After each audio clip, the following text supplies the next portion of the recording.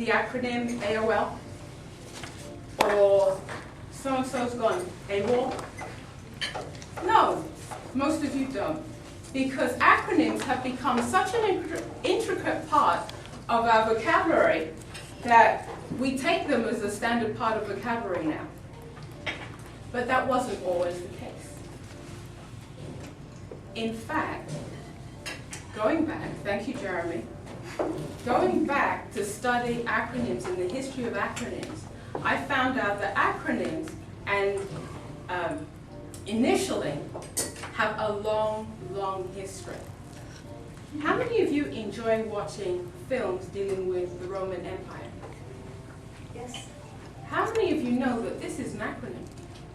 Initials for the Roman Empire. Bear with me, my Latin is a little rusty. Senatus Publicus Romos.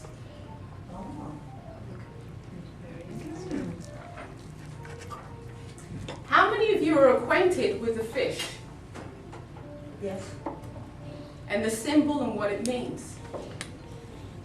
That acronym dates back to the early Christian era.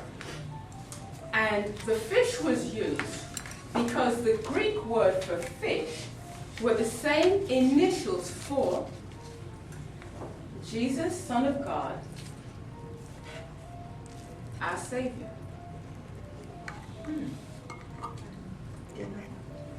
Thank you, Jeremy.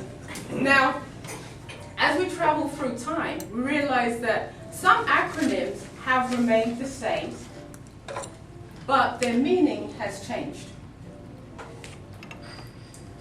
For instance, who recognizes this? Okay, that's not fair. Well, do you remember what we used to call this? Oh, I absolutely agree with you. It was very confusing. But this is binary formation code. Well, to anyone now under the age of 25, BFF means what? Best friends forever. Best friends forever. Most of us have some experience with standard testing. And one standard test that most people who've been educated in America through high school are familiar with is the SAT. Once upon a time, that was an acronym. Who remembers what that acronym stood for? Standard achievement test. Oh, it's not my guess. Do you know that now it doesn't stand for anything? It's just the Some acronyms distance themselves from their original meaning and stand alone. There are other acronyms that combine numbers and letters, such as A3. A3. Who would like to guess what A3 stands for? Trevor? That's a standard size of paper. I think that's 8.5 by 11, isn't it? Okay, that's one explanation. How about anytime, any place, anywhere?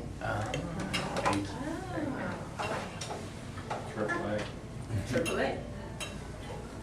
We have started to combine as a society letters and numbers now to form alternate acronyms. And as you can see, sometimes deciphering these acronyms can be challenging. If you have parents and siblings, I'm almost certain there's a time when your parents have said, you can't compare A to O. Who'd like to hazard a guess as to what A to O is? Apples to oranges. But who knew it could be written like this? I found it very interesting because I am passionate about history and why we do things. There was a time when an acronym, each letter had a period in between.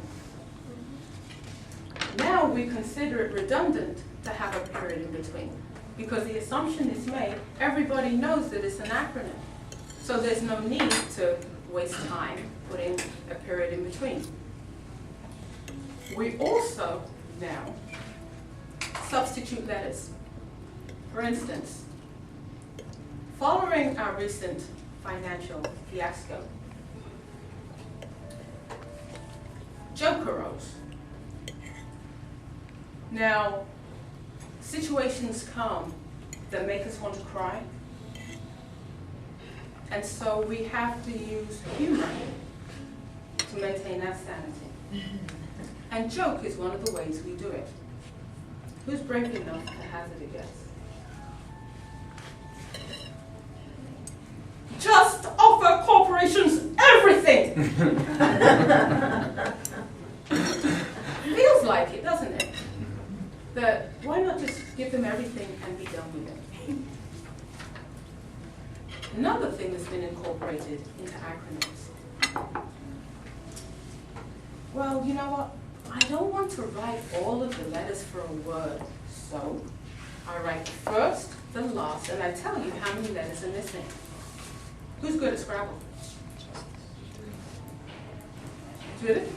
Yeah, I can't see that. Okay. There's a J, a 5, and an E. Nobody sees my name here?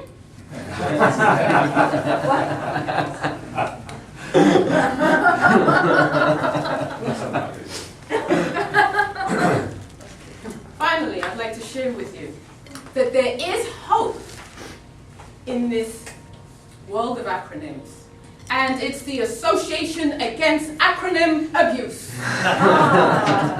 So now you know. That's what I meant.